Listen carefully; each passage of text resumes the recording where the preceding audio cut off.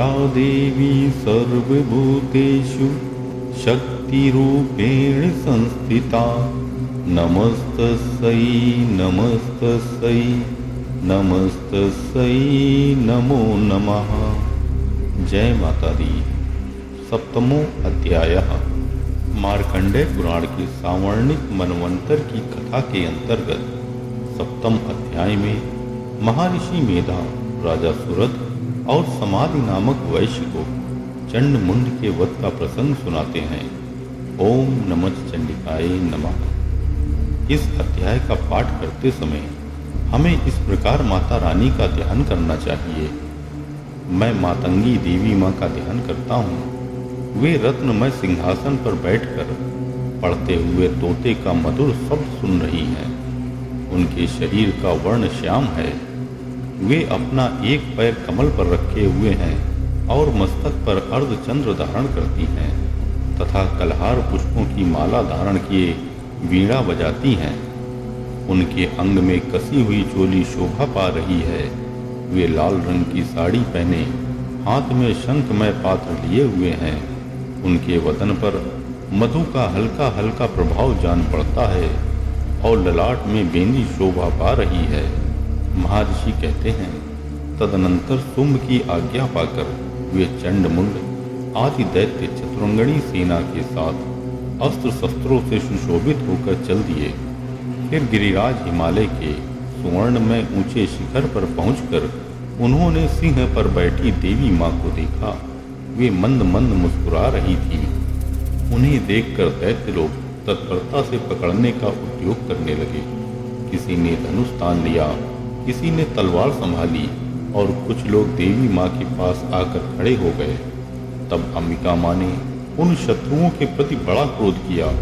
उस समय क्रोध के कारण उनका मुख काला पड़ गया, ललाट में भौहें टेढ़ी हो गईं और वहां से तुरंत विकराल मुख वाली काली माँ प्रकट हुई, जो तलवार और पाश लिए हुए थी।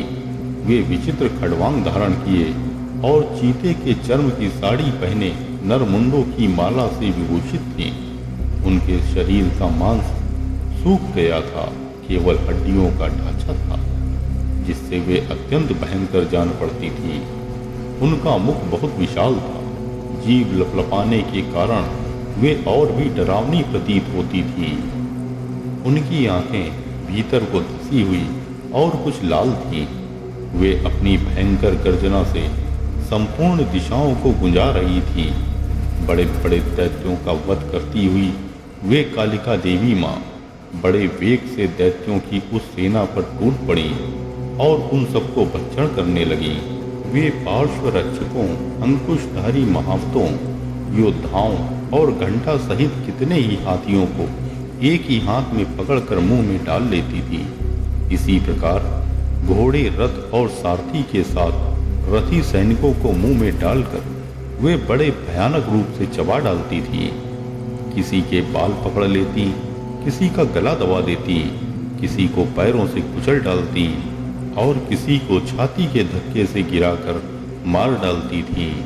वे असुरों के छोड़े हुए बड़े बड़े अस्त्र शस्त्र मुंह में पकड़ लेती और रोष में भरकर उनको दांतों से पीस डालती थी।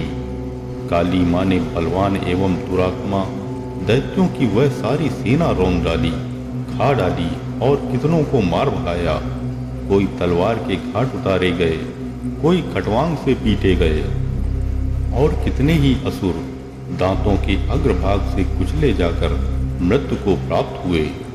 इस प्रकार देवी माँ ने असुरों की उस सारी सेना को क्षण भर में मार गिराया।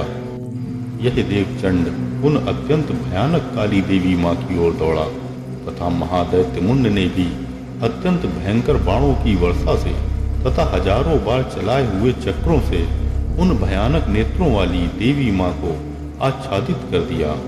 वे अनेकों चक्र देवी माँ के मुख में समाते हुए ऐसे जान पड़े मानो सूर्य के बहुतेरे मंडल बादलों के उदर में प्रवेश कर रहे हों। तब भयंकर गर्जना करने वाली काली माँ ने अत्यंत रोष में भरकर विकट अट्टहास किया। उस समय उनके विकराल बदन के भीतर कठिनता से देखे जा सकने वाले दांतों की प्रभा से वे अत्यंत उज्जवल दिखाई देती थी। देवी माँ ने बहुत बड़ी तलवार हाथ में ले हम का उच्चारण करके चंड पर धावा किया और उसके केश पकड़कर उसी तलवार से उसका मस्तक काट डाला। चंड को मारा गया देखकर मुंड भी देवी माँ की ओर दौड़ा। तब देवी माँ ने रोष में भरकर उसे भी तलवार से घायल करके धरती पर सुला दिया। महापराक्रमी चंड और मुंड को मारा गया देख मरने से बची हुई बाकी सेना भय से व्याकुल हो चारों ओर भाग गई।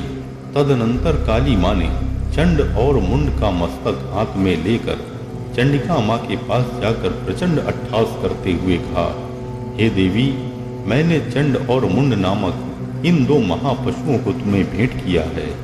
अब युद्ध यज्ञ में तुम शुंभ और निशुंभ का स्वयं ही वध करना।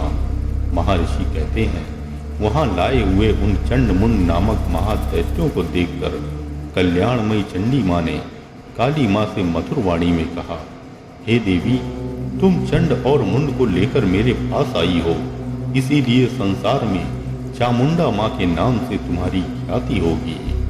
श्री मार्कंडेय पुराणे सांवर्णिके मनवंतरे देवी महात्म्य चंड मुंड वधो नाम सप्तमोऽध्यायः।